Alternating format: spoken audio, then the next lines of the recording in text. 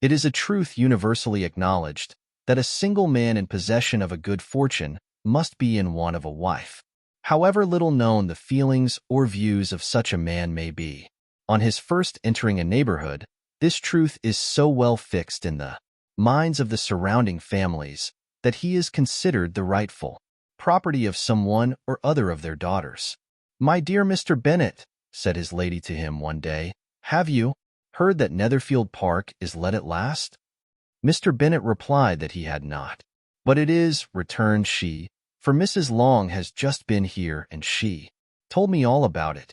Mr. Bennet made no answer. "Do you not want to know who has taken it?" cried his wife impatiently. "You want to tell me, and I have no objection to hearing it." This was invitation enough.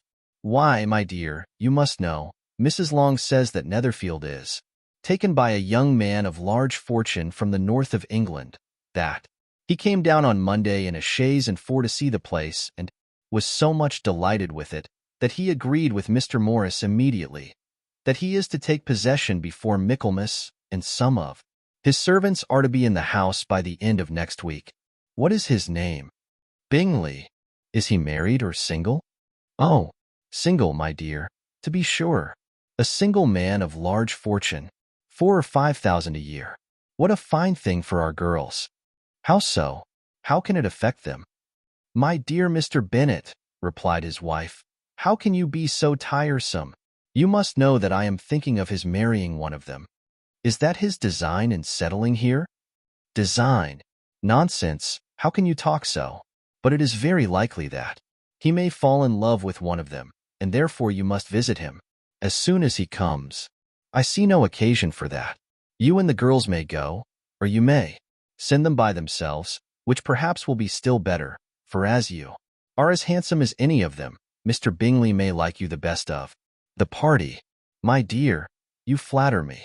I certainly have had my share of beauty, but I do not pretend to be anything extraordinary now. When a woman has 5 grown-up daughters, she ought to give over thinking of her own beauty. In such cases, a woman has not often much beauty to think of.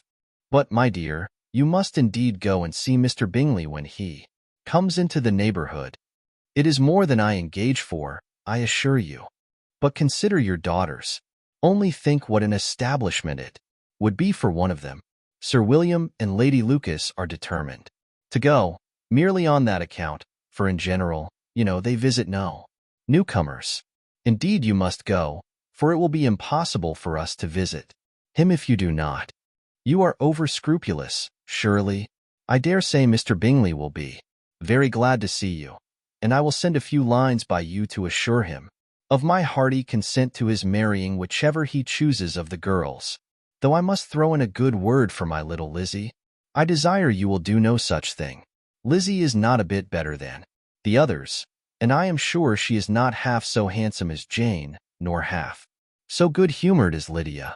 But you are always giving her the preference."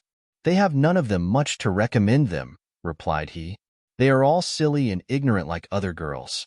But Lizzie has something more of quickness than her sisters." "Mr. Bennet, how can you abuse your own children in such a way? You take delight in vexing me. You have no compassion for my poor nerves." "You mistake me, my dear. I have a high respect for your nerves. They are my old friends. I have heard you mention them with consideration these last 20 years at least. Ah, you do not know what I suffer. But I hope you will get over it, and live to see many young men of 4,000 a year come into the neighborhood. It will be no use to us if 20 such should come, since you will not visit them. Depend upon it, my dear, that when there are 20, I will visit them all." Mr. Bennet was so odd a mixture of quick parts, sarcastic humor, reserve, and caprice, that the experience of 23 years had been insufficient to make his wife understand his character. Her mind was less difficult to develop. She was a woman of mean understanding, little information, and uncertain temper. When she was discontented, she fancied herself nervous. The business of her life was to get her daughters married. Its solace was visiting and news.